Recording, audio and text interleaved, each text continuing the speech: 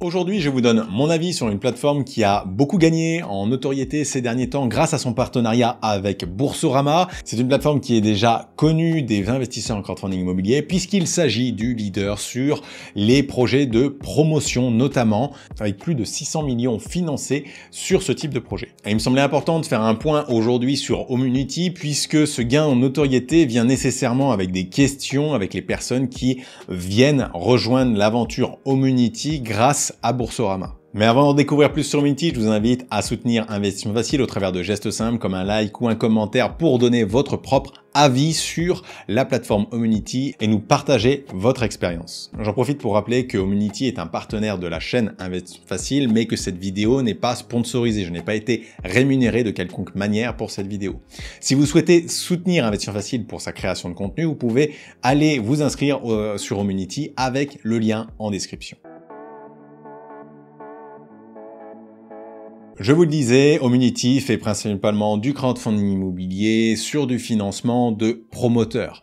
On est aussi généralement sur des projets sur du relativement haut de gamme avec en plus des projets assez importants. Les gros projets sont peut-être un poil moins risqués que le reste, mais le luxe en ce moment souffre puisqu'il est difficile d'obtenir des crédits à bon compte et d'obtenir des crédits tout court. Alors même si la population aisée peut obtenir des crédits, leur capacité d'emprunt a fortement diminué ces derniers mois et donc forcément le pool d'acheteurs des projets présents sur Homunity aussi. Avant de rentrer dans ces détails, il faut rappeler que Homunity a été racheté il y a quelques années par Tikehau Capital, qui est une société de gestion d'actifs cotée en bourse et qui a la réputation d'être particulièrement sérieuse. Donc l'image derrière d'Homunity est également renforcée par ce rachat et aujourd'hui on le sent bien que Homunity fait un produit qui est relativement professionnel et qui plaît à une certaine partie des investisseurs. Le rendement moyen de la plateforme est lui relativement faible avec 9,8% avec un taux en 2023 qui était plutôt de l'ordre de 9,75%. Donc, comme sur la quasi-intégralité des plateformes, les taux ont augmenté en 2023 liés au contexte de taux. Malgré tout, je trouve que c'est assez dommageable pour leur image qu'ils aient autant de retard puisque c'est une plateforme qui a parmi les taux les plus faibles du marché. Bref, ces retards, comme sur toutes les plateformes, portent un peu préjudice sur l'image et on le voit notamment au travers des notes que l'on peut avoir sur un Trustpilot ou sur un Google qui baisse régulièrement depuis quelques mois à cause de tout ça. Malgré tout, je trouve que la plateforme reste une très bonne plateforme. On peut parler de ce partenariat avec Boursorama par exemple qui permet à ceux qui ont un PEA PME sur Boursorama d'investir directement sur les projets d'Homunity sans frais supplémentaires au travers de leur PEA PME. C'est un point fort indéniable. Par contre, en face, Boursorama n'assure pas. Lorsqu'il s'agit de souscrire sur d'autres plateformes, ils traînent des pieds comme pas possible alors que c'est dans leurs obligations.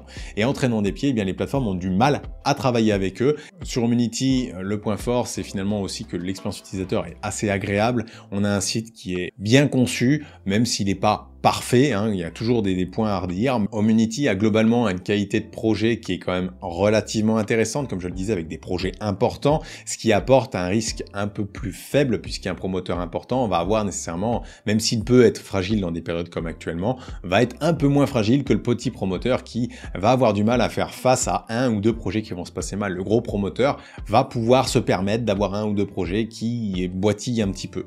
Et il va probablement avoir plus d'options de commercialisation qu'un petit promoteur. On va avoir une description de projet qui est relativement intéressante.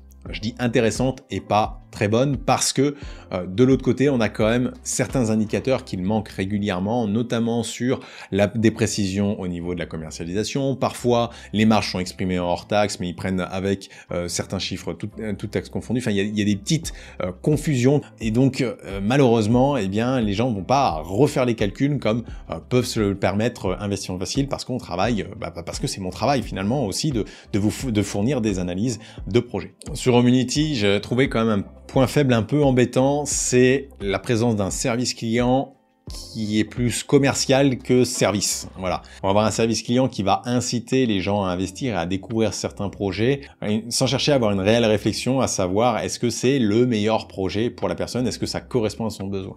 J'estime que la plateforme était un peu jugée partie à l'époque et donc c'était Et pour moi, en tout cas, ça a un petit peu gâché mon expérience investisseur, gâché ma première impression. Comme je l'ai expliqué tout à l'heure, il y a deux autres problèmes un petit peu typiques de la plateforme, à savoir qu'ils ont que des projets de promotion, donc on peut diversifier un petit peu moins la typologie de projet en restant sur Homunity. Par contre, on peut diversifier au travers de différents promoteurs, puisqu'il y a quand même très régulièrement des projets, et les taux sont un peu plus faibles. Ça reste aussi des points faibles marquants de la plateforme qu'il ne faut pas oublier. Mais Homunity, ce n'est plus seulement que du crowdfunding immobilier, ils sont aussi courtiers pour des SCPI, ils sont aussi là pour vendre de l'immobilier en direct. Je dois dire que leur sélection de SCPI est assez intéressante, ils ne se sont pas adossés à une seule maison de gestion, et enfin, je connais un peu moins l'offre d'immobilier, je la suis de loin parce qu'elle ne m'intéresse pas, mais vous pouvez aussi acheter a priori un immobilier clé en main directement avec Homunity. Passons maintenant à la présentation de cette fameuse plateforme. Comme elle est agréable en termes d'UX, eh bien, j'ai décidé de vous la présenter même si j'ai pas de portefeuille dessus. De mon côté, je fais les analyses régulièrement et j'aime bien leur ergonomie, j'aime bien les informations qu'on peut y trouver. On a, comme d'habitude sur la partie publique, comment investir, éventuellement comment se financer chez Homunity au travers de différents liens. Et donc, on voit qu'il y a alors trois grandes classes d'actifs qui ressortent ici. Ils sont très axés immobilier avec le crowdfunding, la SCPI et l'investissement locatif. Voici mon espace. Donc, comme je vous le dis, j'ai pas d'investissement. L'espace est un peu trop simple à mon goût, on pourrait ici avoir plus de statistiques intéressantes. Et puis on a ensuite les différents investissements. Et ici c'est très simple mais très efficace sur cette partie-là. Et surtout le site tient sur la page et ce qu'il y a en dessous est beaucoup moins important. On va ensuite avoir dans le portefeuille, alors je vous montre pas les investissements parce qu'il n'y a rien, mes documents du coup il n'y a pas grand chose non plus, mais donc il y a tous les documents qui sont centralisés au même endroit, ça c'est aussi une bonne pratique que j'aime bien sur les plateformes de crowdfunding immobilier. On va avoir dans mon portefeuille la possibilité de recharger en CB, tout le monde ne le fait pas, donc c'est à noter quand même s'il y a un petit frais, donc il faut mieux prévoir de passer par virement pour limiter les frais lorsque l'on veut investir. Il y a ensuite la possibilité de régler sa fiscalité, ça fait partie des plateformes qui ont mis en place quelque chose d'un peu plus consistant que simplement un échange de mails. On va par exemple pouvoir avoir une dispense de PFU, le cas des non-résidents et si on les contacte, on peut avoir également le cas des frontaliers qui ne sont pas soumis à la CSG et CRDS dans certains cas. Je vous montrerai pas mon profil parce qu'il y a toutes mes informations personnelles, mais c'est là où vous remplissez tout votre parcours investisseur, c'est-à-dire vos données, à savoir nom, prénom, etc., adresse, et également un petit peu définir quel est votre profil. Tout se fait au travers de cet onglet Mon profil. Ici, je pourrais pas vous montrer énormément de choses sur la partie projet, malheureusement. On a finalement une présentation assez succincte sur la page en elle-même, mais on a accès à un dossier détaillé qui, lui, reprend énormément d'éléments. Donc finalement, c'est quelque chose d'assez classique sur le site et il faut aller sur ce fameux dossier pour pouvoir avoir plus d'informations. Je peux pas montrer plus d'informations parce que par défaut, la plateforme cache toutes ces informations-là.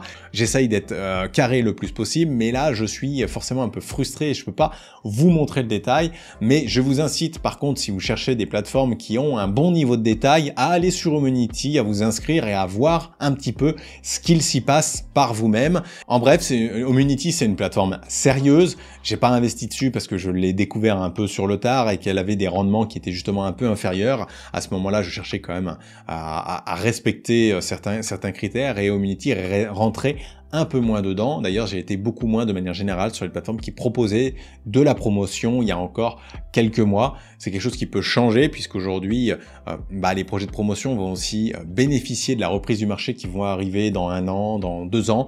Et finalement, les projets que l'on finance aujourd'hui, ce sont les ventes de dans 1 an, dans 2 ans. Donc, qui vont profiter aussi de cette reprise. Cette analyse sera peut-être différente dans 6 mois, dans 1 an. Et il faudra adapter notre analyse à la situation. Bref, je vous rappelle que vous pouvez mettre votre avis sur la plateforme qui pourrait être peut-être plus lancée, peut-être différent du mien en commentaire. Ça va permettre de mettre un petit bout de boost sur le référencement de la vidéo. Et moi, je vous dis en attendant une excellente fin de journée et je vous dis à très vite pour une nouvelle vidéo ou un nouveau live sur Investissement Facile.